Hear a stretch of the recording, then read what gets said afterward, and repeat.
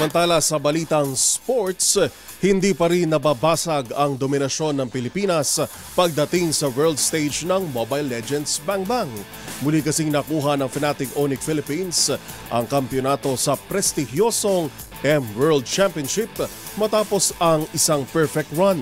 Ang makasaysayang pagkapanalo ng Team Philippines, tinutukan ni Matchpoint Mili Borja.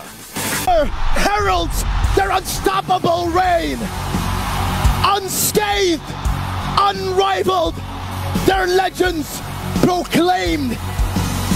Bow down to the empire of Fnatic Onyx Philippines! Axiana Arena, make some noise for your Heralds of Thunder! Let me hear you scream! Their dominant run in the Philippines and now their dominant run here in the M6 World Championship. Pinas pa rin ang pinakamalakas. Nananatili pa rin ang dominasyon ng Pilipinas sa prestihiyosong M-World Series dahil muli na naman itong nakuha ang titulo sa ikalimang sunod na taon.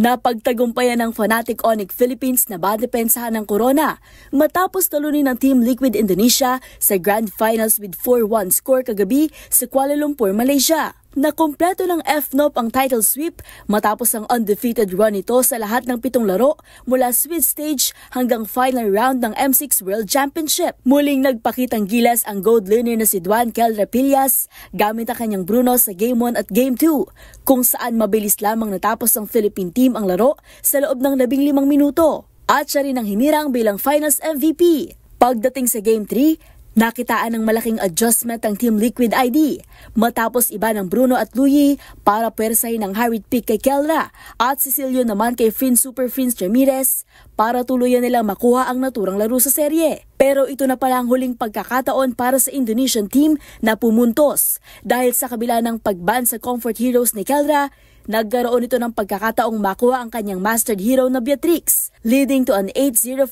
KDA. Sa Game 5, bagamat naging back and forth ang dalawang team, isang crucial Lord pick-off sa 13th minute ng laro ang nagbigay sa Pilipinas ng game-winning play. Hindi talaga ako nag-hesitate doon. Kumbaga, sinugal ko na lang yung play na gano'n na tinanong ko rin sila. Ay, tinanong ko ba yun? Hindi, matapos lang. Hindi, sabi ko lang pala nung una, nung habang nag-team fight, tatapusin ko. Tapos, hindi ako nag-hesitate nun na tapusin yung throne. Sadyang nawalan lang ng grips tapos nung nakita ko may grips ulit, dun bumalik ako. Kaya para tapusin. What I do expect from my players is, the trust and just executing what we do every single day. So I'm just really quite, happy that they push through every single day. As for the results, you kind of think about it every day because you see the potential of the players as each day passes. But, I really just don't want to claim something in the future. It was more of, us staying in the moment each and every day. But with the capabilities that they have, I just keep it to myself. And the answer is yes.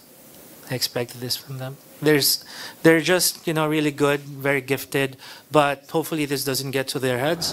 Ang team ay binubuo nila Kelra, Super Prince, King Kong Perez, John Kirk Gutierrez, Boris Brusco Paro, Brain Spider Miles Santos sa pangunguna ng kanilang head coach na si Coach Tony Inot Sinedrin. Dahil sa panalong ito, sinamahan ng Fnatic Onyx ang umahabang listahan ng World Champions kasama ang Philippine teams Falcons AP Bren, Blacklist International at ang dating Echo na Team Liquid Philippines.